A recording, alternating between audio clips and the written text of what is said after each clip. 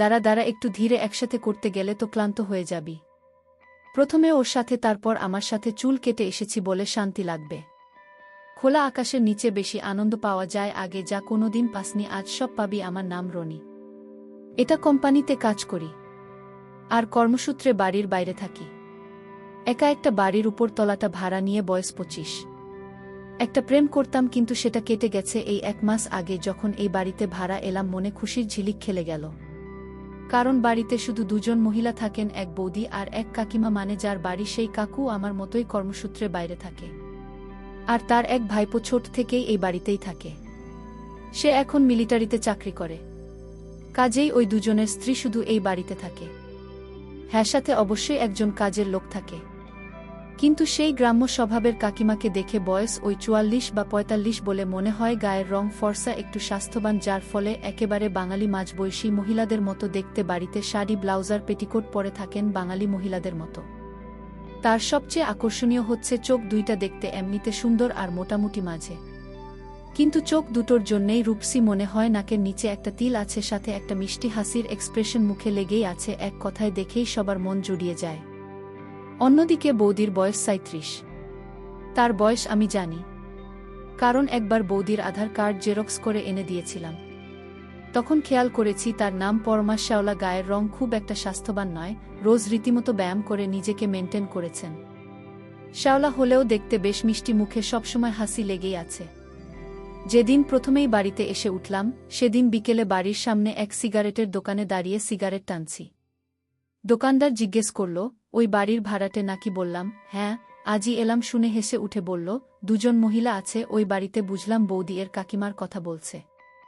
প্রথম দিনেই ওদের হাবভাব দেখে সন্দেহ হয়েছিল, কাজেই বেশ উৎসাহিত হয়ে জিজ্ঞেস করলাম, কেমন স্বভাবের তারা?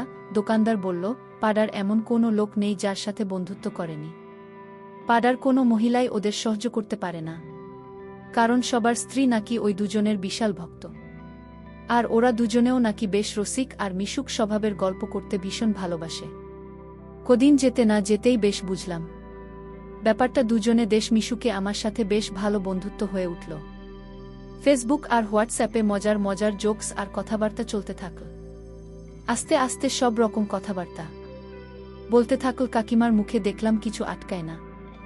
একদিন আমার প্রেম জীবন নিয়ে কথা হতে হতে হঠাৎ কাকিমা জিজ্ঞেস করল, কি রে, তোর প্রেম জীবনে কোনো বিশেষ স্মৃতি আছে নাকি? কাকিমার মুখে এই কথা শুনে আমার জামার একটু অস্বস্তি হলো, অদ্ভুত অনুভব করেছিলাম।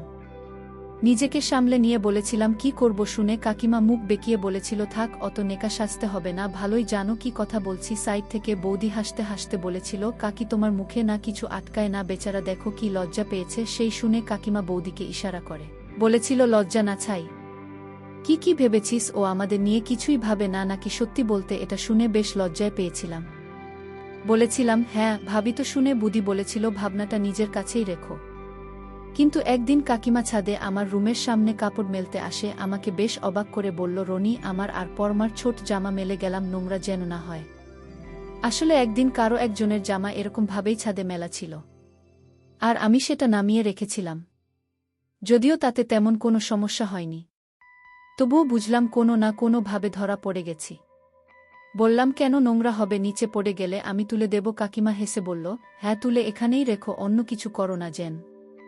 আমি বোকা বোকা ভাব করে বলেছিলাম, কি আবার করব? কাকিমা হেসে বলল, ওরে আমার খোকারে, সেদিন যে জামাটা তুই ধরেছিলি সেটা আমারই ছিল ভেবেছিলি আমি বুঝব না? কথাটা শুনে একটু লজ্জা পেলাম।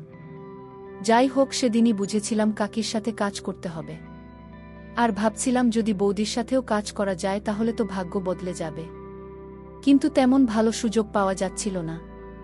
2 জনেই বেশ বক্ষ আর চলা প্রকৃতির, প্রায় রোজই আমরা সন্ধে বেলায় একসাথে গল্প করতাম।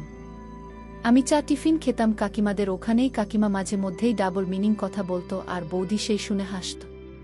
কিন্তু 2 জনেই বেশ একটা দূরত্ব বজায় রাখে। সব সময় বুঝে উঠতে পারছিলাম না কিভাবে এগোনো যায়। আর এই ভাবনার মাঝেই একদিন ঘটে গেল সেই ঘটনা।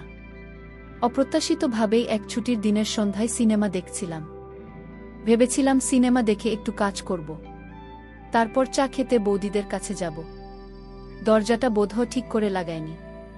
আর যদিও কাকিমা বা বৌদি আমার রুমে খুব একটা আসতো না, কিন্তু সেদিনই তাদের আসতে হলো।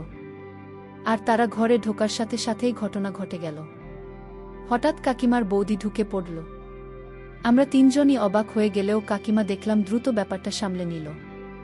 বৌদিকে প্লাস্টিকের ব্যাগ হাতে দিয়ে বলল, যা এগুলোকে সাজিয়ে নিয়ে আয়, এই ব্যাটার যা হাল এর দ্বারা হবে না। এই বলে কাকিমা মুচকি হেসে বলল, যাও একটু ফ্রেশ হয়ে এসো। আমার একটু অস্বস্তি হচ্ছিল, আর ভাবিছিলাম আসার আর সময় পেল না। কাকিমা বলল, এগ রোল এনেছি।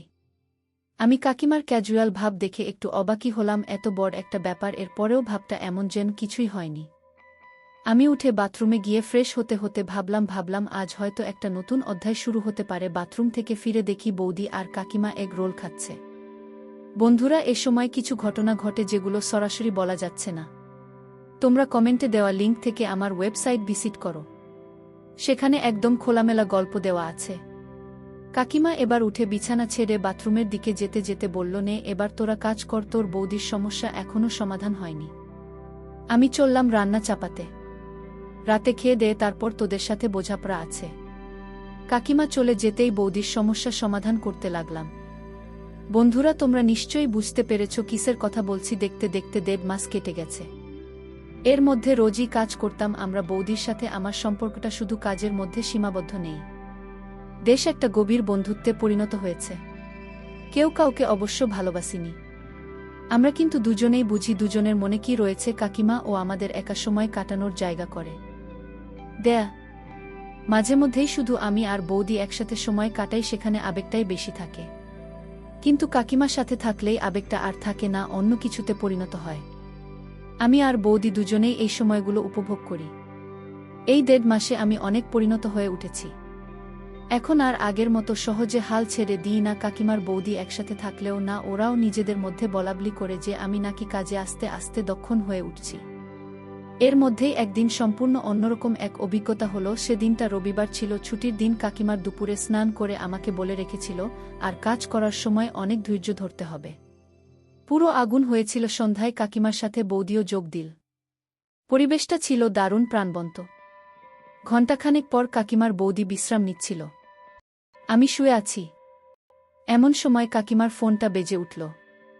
ফোনটা হাতে নিয়ে কাকিমা বলল, মলি কল করেছে বলেই একটা দুষ্ট হাসি। কাকিমা ফোনটা রিসিভ করে বলে উঠল, কি রে, এতদিন পর মনে পড়ল? ওপার থেকে কি জবাব এল শুনতে পেলাম না, শুধু একতরফের কথাই শুনতে পাচ্ছি। সেই ব্যস্ততা থাকবেই।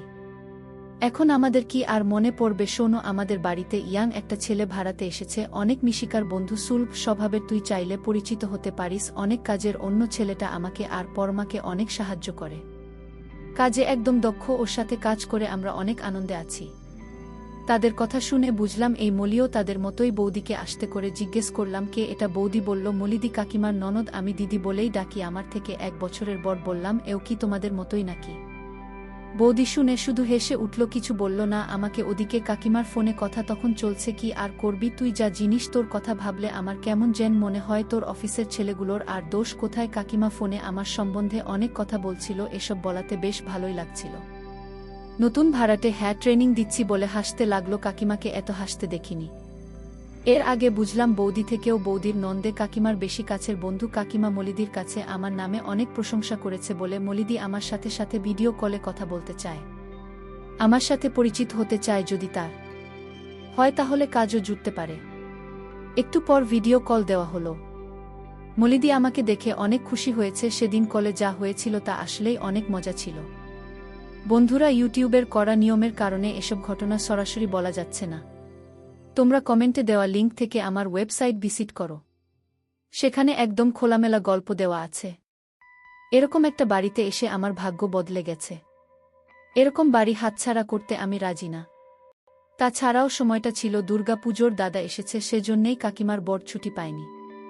আমিও বাড়ি গেলাম কিছুদিনের জন্য। 1 মাস কেটেও গেল দেখতে দেখতে। আমি 15 দিন আগেই দাদারও ফেরার দিন চলে এল। দাদার যাওয়ার ট্রেন ভোর 4টার সময় বেরোবে 3টের দিকে। এই কদিনে দাদার সাথে 2-3 বারই কথা হয়েছে। আমারই অবশ্য লজ্জা লাগছিল কথা বলতে, কেননা বৌদিকে অনেক কাজে সাহায্য করেছি। যাই হোক, আমার অত ভেবে কাজ নেই। আমার যা দরকার তা তো ভালো মতোই হচ্ছে। সেদিন রাতে আর ঘুমালাম না, জানি দাদা বেরোলেই আবার শুরু হবে। আমিও 1 মাস একঘেয়েমি জীবন যাপন করেছি। চাতক পাখির মতো অপেক্ষায় আছি। আবার সবার সাথে হাসি আনন্দে সময় কাটানোর জন্য শুয়ে শুয়ে কাইমার বৌদির কথা ভাবতে ভাবতে প্রায় ঘুমিয়েই পড়েছিলাম। এমন সময় একটা গাড়ির হর্ন আর গ্রিলের গেটে শব্দে ঘুম ভেঙে গেল। বুঝলাম দাদা বিদায় নিয়েছে। আস্তে করে উঠে ছাদে গেলাম। নভেম্বর মাস, হালকা ঠান্ডা পড়েছে, কুয়াশা হালকা হালকা। ছাদের আলোটা বন্ধ করে সিগারেট ধরালাম আর একটা প্ল্যান মাথায় এল আর কাকিমার বৌদির সাথে এই খোলা আকাশের নিচে অনেক গল্প করব। কিছুদিন আগেই কালীপুজো গেছে, হালকা চাঁদের আলো ফুটতে শুরু করেছে অমাবস্যার পর। একটা মায়াবী আলো ভরে গিয়েছে ছাদটায়। এই আলোর নিচেই আজ গল্প করব। এইসব ভাবতে ভাবতেই শুনি পায়ের শব্দ। অনেক চেনা লাগছিল এই পায়ের শব্দ। বুঝলাম বৌদি আসছে, তবে একাই আসছে। আমি তাকিয়ে রইলাম ছাদের দরজার দিকে। একটু পর উঠে এল বৌদি। আমি দরজা দিয়ে উঠে বাম দিকে কিছুটা এগিয়ে দাঁড়িয়ে। বৌদি ছাদের আলো বন্ধ দেখে একটু দাঁড়িয়ে গেল। চাঁদের আলো থাকলেও সেটা এমন নয় যে বৌদি আমাকে দরজার সামনে থেকে দেখতে পাবে। বৌদি এবার ছাদের আলোটা জ্বালাতে যেতেই আমি দৌড়ে চলে গেলাম বৌদির কাছে। আচমকা কাউকে এভাবে সামনে আসতে দেখে বৌদি ভয় পেয়ে চেঁচিয়ে উঠল। আমি বললাম, কি গো, ভয় পেয়ে গেলে নাকি? বৌদি বলে উঠল, খুব দুষ্টু, খুব দুষ্টুদের মতো আচরণ করলে মেরেই ফেলব। এভাবে কেউ ভয় দেখায় নাকি? আমি বললাম, আমাকে মেরে ফেললে কে তোমার কাজে সাহায্য করবে? বৌদি লজ্জা পেল। হয়তো 1 মাস আমার কাছে আসেনি বলে একটু লজ্জা পাচ্ছে। হালকা চাঁদের আলো, বৌদির মুখ এবার দেখা যাচ্ছে এই মায়াবী আলোতে। শ্যামলা মিষ্টি মুখ, জানো, আরও বেশি মায়াবী মনে হচ্ছে। বললাম, লজ্জা পেলে নাকি? বৌদি বলল, তো পাব না। কি সব বলছো? বললাম, একটু পরে নিজেই তো বলবে এভাবে কাজ করা, ওভাবে কাজ করো। আর কাকিমা আসলে তো কথাই নেই। বৌদি বলল, কি করব বলো, তোমরাই তো আমার আপন মানুষ। আমার পরনে একটা টি-শার্ট আর বৌদি নাইট-ই পরেছে। রংটা ঠিক বোঝা যাচ্ছে না, তবে এটা যে আগে পড়েনি সেটা বুঝতে পারছি।